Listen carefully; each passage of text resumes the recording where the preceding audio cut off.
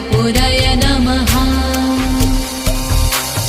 ॐ ह्रीं श्रीं क्लीं श्रीं कुबेराय अष्टलक्ष्मी मम गृहे धनं पुरय नमः।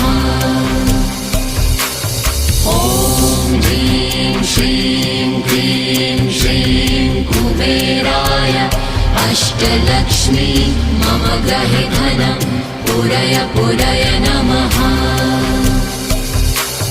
ॐ ह्रीं श्रीं क्लीं श्रीं कुबेराय अष्टलक्ष्मी मम गृहे धनं पुरय नमः।